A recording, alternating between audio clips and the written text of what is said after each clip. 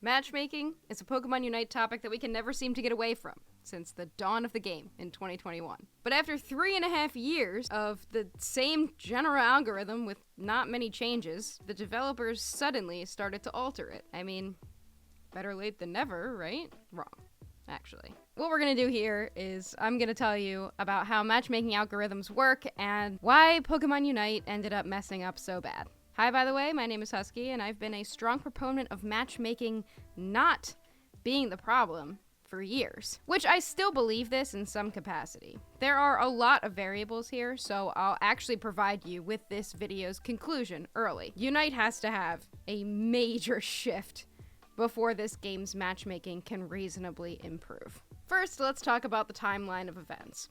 We know that the matchmaking algorithm itself has not changed very much until very recently, but let's talk about the major changes to the game that have massively disrupted how we feel about matchmaking, and I made a little graph. August 6, 2021, rank got its first change with ELO numbers being adjusted.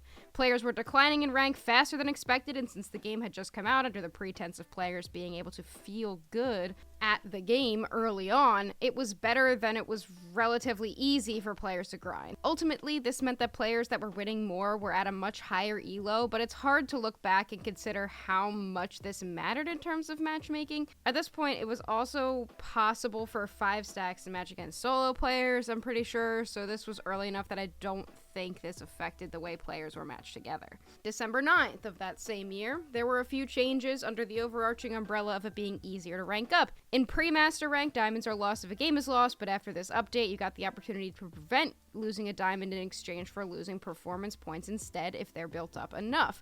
Also, master rank rating was again adjusted so that players climbed faster. Basically, this results in more players getting to the master rank quicker, so it's even harder to match good players with good players since most players, regardless of skill, were getting to masters. December 20th of the same year. This is our first ever adjustment to matchmaking itself.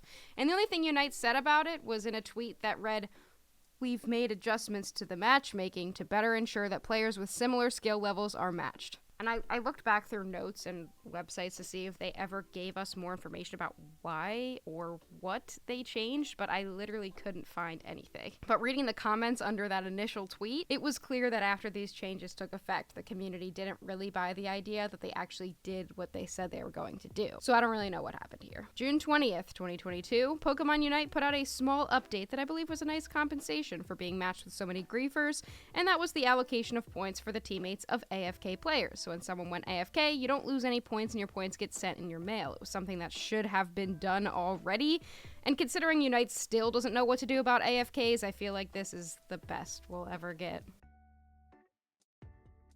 September 2nd is when Thea's Sky Ruins first came out, meaning the entire meta of the gameplay shifted based on Rayquaza. In this version of Ray, in my opinion, it made it more difficult to make a bad team work because stealing Ray didn't just win you the game, but at the same time it was a great version of Ray for that same reason, because the other team couldn't just steal Ray and win. On November 16th, though, they took that away from us when Ray was changed back to basically being a glorified Zapdos. In terms of matchmaking, it really just meant a lot of frustration with being paired with players of consistently lower skill levels who didn't really understand that getting Ray is the game. On December 8th, we got some matchmaking fixes. In Unite's tweets, they said that they fixed ranking differences being too large between players. Basically, they made an attempt to tighten how far apart players who could get into the same match could be. Generally, this is a good thing because players at 1600 ELO shouldn't be matched with players in the Ultra rank. But in practice, this doesn't actually account for skill because if you remember, it's already very easy to rank up. January 11th of 2023, we got the announcement of the rank reset adjustment that would take place on Pokemon Day of that year. We were told that the starting rank for Master players would depend on how high their ELO was in the previous season. With the recent changes to matchmaking in December, this was meant to make the start of the season's matchmaking more skill-based. And then on Pokemon Day, February 27th, this change was implemented, along with a couple more changes. The matchmaking algorithm was slightly adjusted to take into account the player's previous rank from the previous season after rank reset goes into effect. So again, this was meant to make the start of the season run smoother and take into account the skill of the player, which they were basing on the player's ranking. On July 18th, we got the announcement that rank protection cards would be coming out in the following season. And I think this was initially something that got a lot of negative feedback because it insinuates that bad players can simply pay their way to master rank by buying enough rank protection cards. Though this is technically true, I personally think that we are already getting matched with bad players enough that we couldn't ever really tell how rank protection cards were making an impact. Because of this, players really only noticed how it affected them, and how it affected them was it gave them a buffer. So in all, not that big of a change. December 5th of 2023, they made it even easier to continue to rank up because the change was implemented that players do not drop below the rank they are currently in, ever. So if you're an Ultra, you'll never rank down enough to get back to Veteran, unless you don't play all season and your rank is reset the following season. Again, this is something that's just meant to help players continue to feel like they are good at the game. Taking all of this with the number of changes we've kept getting that make it easier to rank up, it's getting a little ridiculous. You change ELO to let players rank up faster. You give them rank protection cards. You prevent them from ranking down, and they're still bad. February 27th of 2024, 2024's Pokemon Day, was when Draft Pick was added to Ranked. This was supposed to be what saved the game. We were begging for Draft so we could finally ban problematic things, and all it did was extend the time it takes to get into the same match we were going to be in anyway. Adding Draft just made skilled players recognize even more how bad some of their teammates are, because they're still just going to pick whatever they want, and the players in Ranked don't actually treat Ranked as competitive. And then we stopped getting changes until just a couple months ago, December 5th of 2024, when Unite announced a change to their matchmaking algorithm. They decided that instead of assigning players to a value based on multiple factors, they would use only one factor, the master rank rating. They also changed the ELO values players would gain and lose, which they lied about and then adjusted just recently. But I talked about this previously, where I said that these new matchmaking changes won't actually help, and I was right. They made it worse. So this brings us to the most recent adjustment, February 13th, 2025, at the time of recording this video. That is 5 days ago. They decided that they indeed messed up and decided to mess with the algorithm again. I'll get into this in detail, but basically they decided to make matchmaking tighter and effectively increase wait times for these tighter matches.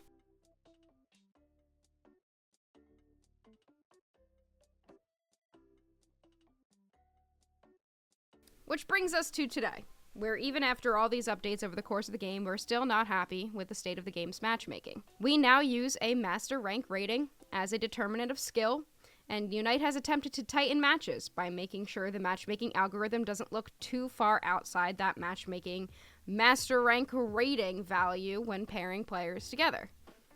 Basically, the developers are doing their best to make sure that players of similar rank are put on the same team because they believe that your rank is the best way to determine your skill. Here's what this means, summarized by a few different points. A 1400 rank player with 600 games and a 1400 rank player with 6,000 games have nothing preventing them from being put on the same team. A 1400 rank player with a 65% win rate and a 1400 rank player with a 48% win rate have nothing preventing them from being put on the same team. A 1400 rank player with 95% of their games on one single Pokemon and a 1400 rank player with 10 Pokemon they are proficient in have nothing preventing them from being put on the same team. I could go on. Now, Pokemon Unite is notorious for not providing meaningful communication with their player base, so we don't really know what this algorithm looks like.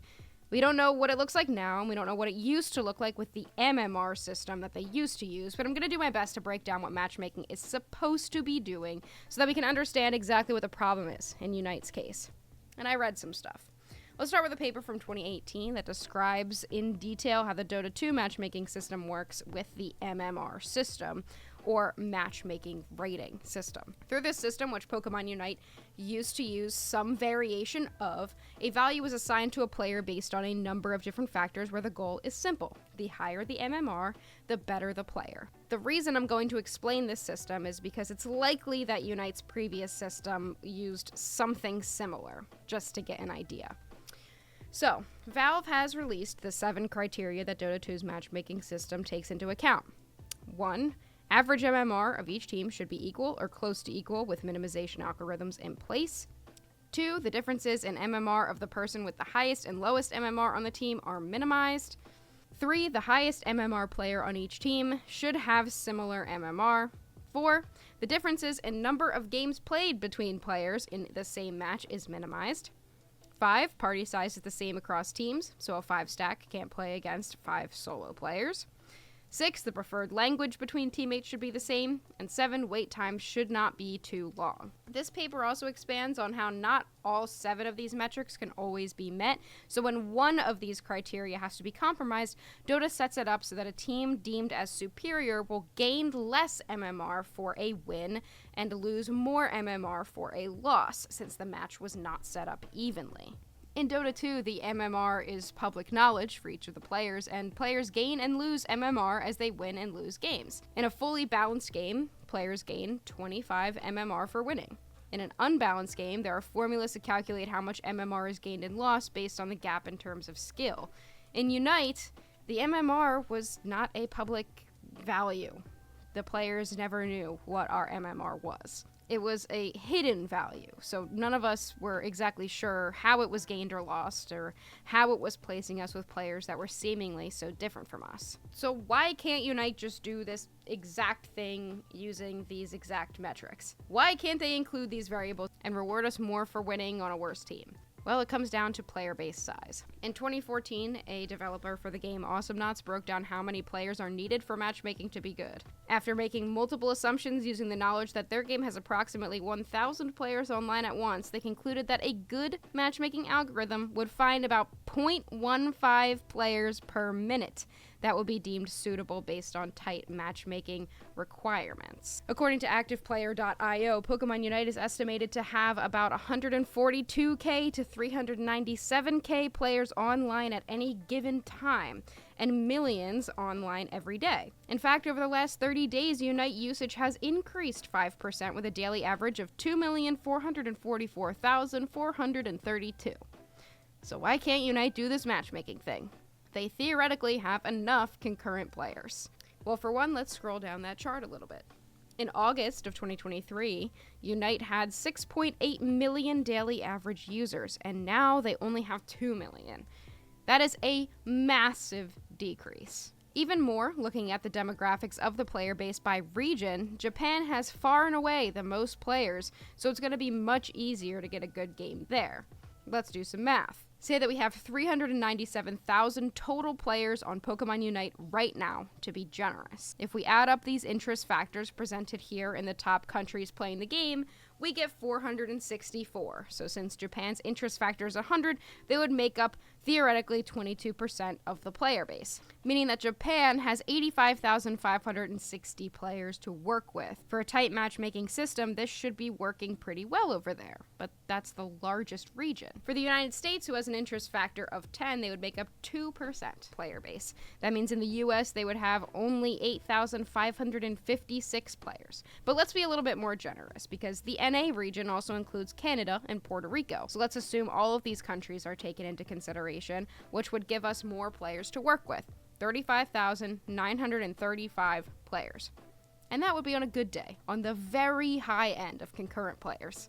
Let's do some calculations. A match of Pokemon Unite takes 10 minutes plus drafting or blind pick time, so let's say a player online would be available to match every 12 minutes. 35,935 divided by 12 is 2,994 players in NA that can be matched per minute. That shouldn't be too hard to find 10 players out of 2,994, right? Well, some of these players are playing quick mode. Some of them are playing standard mode. So if we're considering only ranked matchmaking, let's again be generous and assume that most of these players are in ranked.